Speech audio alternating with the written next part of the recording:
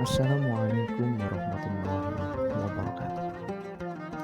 Bertemu lagi dengan saya, Bapak Asroful Munib sebagai guru PAI kalian.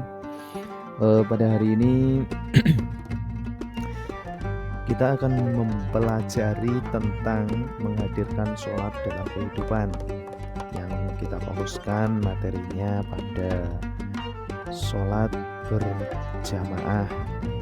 Jadi pada hari ini kita akan mempelajari bagaimana sih, apa sih sholat berjamaah itu, kemudian apa juga rukun sholat, kemudian syarat sah sholat berjamaah itu, terus keutamaannya, juga hikmah-hikmah ketika kita melaksanakan sholat berjamaah itu juga akan kita bahas pada hari ini.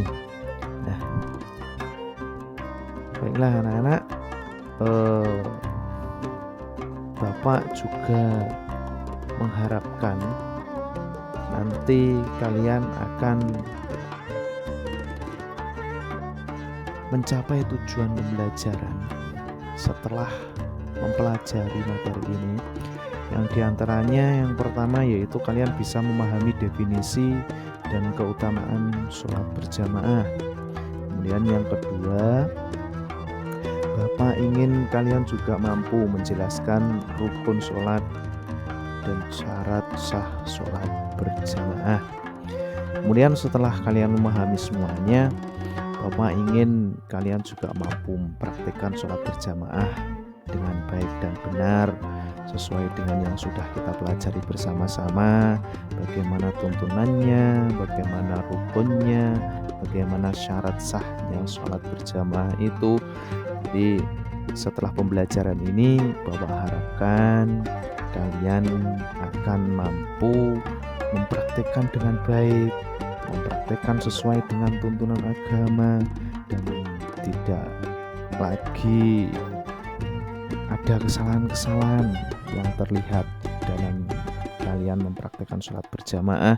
Kemudian Bapak juga ingin kalian lebih bersemangat lagi nanti ketika datang waktu sholat, segera menuju ke tempat di mana kalian biasa melaksanakan sholat berjamaah. Baiklah anak-anak, pertama-tama kita pelajari dulu tentang definisi sholat berjamaah. Sholat berjamaah adalah sholat yang dilaksanakan oleh lebih dari satu orang secara bersama-sama dengan salah satu dari mereka bertindak sebagai imam dan yang lainnya sebagai makmum. Dalam sholat berjamaah, imam memimpin jalannya sholat dan makmum mengikuti gerakan serta bacaan imam. Sholat berjamaah dapat dilakukan di masjid, mushola, atau tempat lain yang layak untuk melaksanakan sholat. Contohnya misalnya ketika ada peringatan hari besar Islam seperti sholat Idul Fitri ataupun sholat Idul Adha, kan ada juga itu yang melaksanakan di lapangan, itu juga boleh. Kemudian keutamaan sholat berjamaah berdasarkan hadis Rasulullah. Sholat berjamaah memiliki banyak sekali keutamaan. Pertama, sholat berjamaah lebih utama daripada sholat sendirian. Rasulullah Shallallahu Alaihi Wasallam bersabda bahwa sholat berjamaah lebih utama 27 derajat dibandingkan dengan sholat sendirian. Dalam hadis ini, Rasulullah menjelaskan bahwa sholat berjamaah memiliki pahala yang jauh lebih besar dibandingkan dengan sholat yang dilakukan sendirian.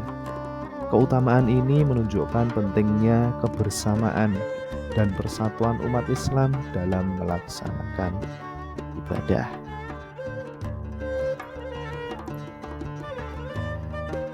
Dalam sholat, selain sholat berjamaah, baik itu sholat sendirian juga, tentunya ada rukun yang harus kita penuhi sebelum kita melaksanakan sholat, pada saat kita melaksanakan sholat. Karena rukun sholat adalah bagian-bagian dari sholat yang harus dilakukan dengan benar agar sholat tersebut sah. Di antara rukun-rukun tersebut, yang pertama ada niat, yang tentunya kita membaca niat itu di awal sebelum kita melaksanakan sholat, ya itu adalah pertama kali sebelum kita takbiratul ihram. Kemudian berdiri bagi yang mampu. Ini bagi kalian anak-anakku sekalian, karena kalian anak-anak yang sehat, tentunya kalian wajib untuk berdiri ketika melaksanakan sholat. Yang berikutnya adalah membaca takbiratul ihram. Takbiratul ihram itu mengangkat kedua tangan minimal sampai serapat dengan pundak atau sejajar dengan pundak, jari-jarinya sejajar dengan telinga. Kemudian yang ketiga, membaca Al-Fatihah. Saya yakin kalian karena sudah kelas 7 SMP tentunya mampu untuk membaca suratul Fatihah. Selanjutnya, rukun yang selanjutnya yaitu rukuk dengan tumakninah. Rukuk dengan tumakninah. Tumakninah ini berhenti sejenak, ya. Ada yang membolehkan berhenti dengan lamanya ketika membaca 1 kali tasbih.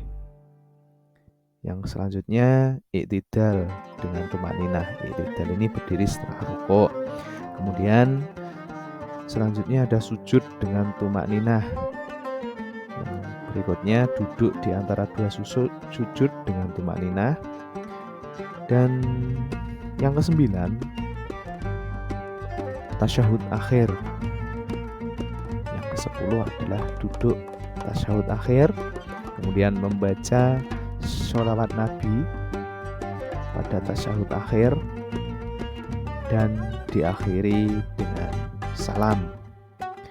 Jadi salam tengok ke kanan dan tengok ke kiri. Kemudian yang terakhir, tentunya dalam melaksanakan sholat tersebut kita harus melaksanakannya dengan tertib. Tidak boleh rukun sholat itu kita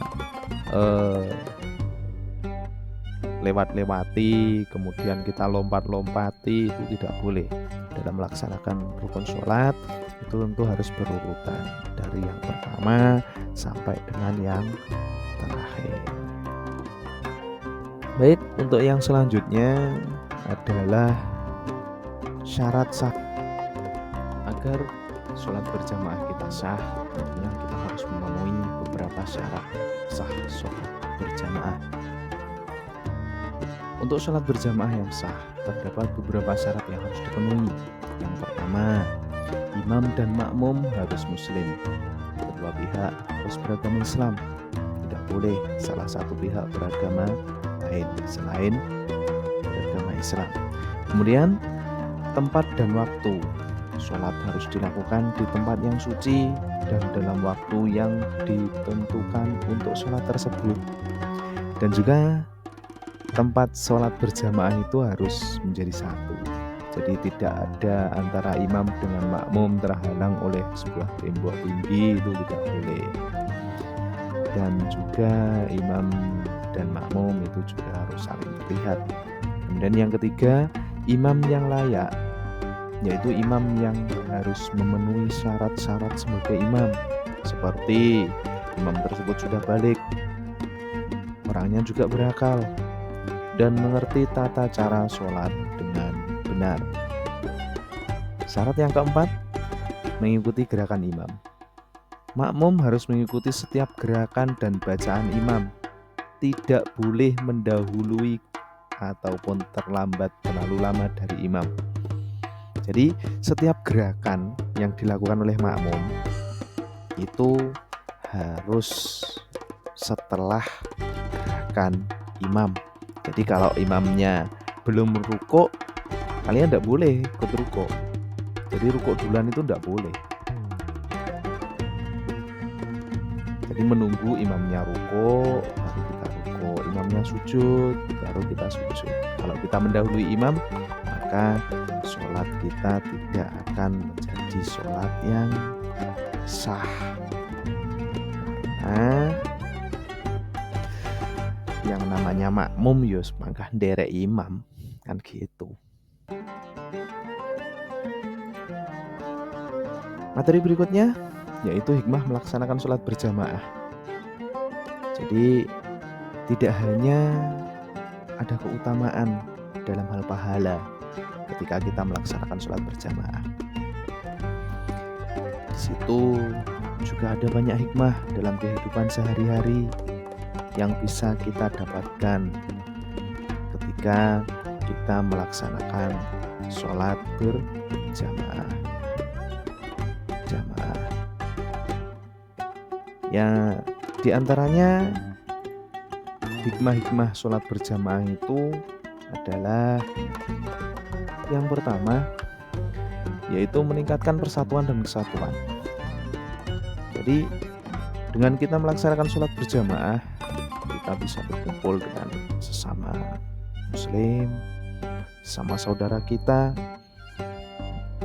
Jadi sholat berjamaah itu bisa memperkuat rasa persaudaraan di antara sesama umat muslim, sesama kita, sehingga kita tidak mudah nanti untuk tercerai, tidak mudah diadu domba ketika kita sudah mempunyai persaudaraan yang kuat dengan sesama saudara muslim kita. Kemudian hikmah yang selanjutnya adalah meningkatkan disiplin. Melaksanakan sholat berjamaah secara rutin dapat membantu kita meningkatkan kedisiplinan dalam kehidupan sehari-hari. Karena sholat berjamaah itu kebanyakan pasti dilaksanakan di awal waktu masuk sholat.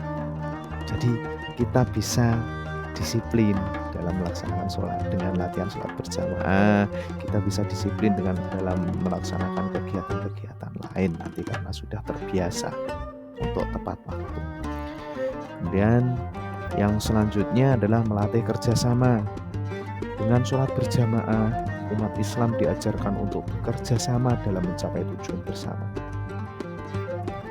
Tujuan kita melaksanakan sholat berjamaah adalah lebih dekat dengan Allah, dan sholat kita diterima itu kan juga kemungkinannya lebih besar. Jadi dengan sholat berjamaah itu kita berlatih untuk mencapai tujuan yang sama dengan cara bekerja sama dengan orang lain yang mempunyai visi yang sama, yaitu dekat kepada Allah. Kemudian yang selanjutnya adalah mendapatkan pahala yang lebih besar. Sebagaimana disebutkan dalam hadis, sholat berjamaah mendapatkan pahala yang lebih besar dibandingkan sholat sendirian. Jadi kita ketika sholat berjamaah akan mendapatkan 27 derajat pahala. Kalau sholat sendirian kita hanya mendapatkan 1 derajat saja. Nah, itu kemungkinan nanti jalan kita akan lebih mudah ketika pahala kita juga lebih banyak. Yang selanjutnya adalah menguatkan iman dan takwa. Kebersamaan dalam beribadah membantu memperkuat iman dan takwa kepada Allah Subhanahu wa Ta'ala. Jadi kebersamaan kita dalam beribadah, dalam sholat berjamaah, ketika kita bersama-sama sholat, mencari kekhusyuan, kita ikut khusyuknya imam, kita ikut khusyuknya yang berjamaah juga, kita tidak mendahului gerakan imam, itu akan memperkuat iman dan takwa kita. Dengan kita memasukkan sholat berjamaah itu benar-benar merasuk ke dalam hati, kita bisa, iman kita bisa lebih kuat, dan takwa kita insya Allah juga bisa lebih baik lagi. Ya, itulah tadi materi pembelajaran kita tentang menghadirkan sholat dalam kehidupan. Ya, tentang sholat berjamaah. Semoga materi ini bermanfaat dan dapat digunakan sebagai panduan dalam memahami dan melaksanakan sholat berjamaah dengan baik dan benar. Dan saya harapkan anak-anak setelah materi ini dapat mempraktekkan sholat berjamaah yang lebih bersemangat, lebih disiplin, lebih tertib, dan juga kita bisa mencapai apa yang kita inginkan. Terima kasih atas atensi kalian semua. Selanjutnya akan ada tugas-tugas sedikit yang perlu kalian kerjakan setelah menyaksikan video ini. Sampai jumpa, selamat bertemu kembali, dan semoga kita tetap sehat, tetap diberkahi Allah Subhanahu wa Ta'ala. Taufiq wal hidayah. Wassalamualaikum warahmatullahi wabarakatuh. Check it out.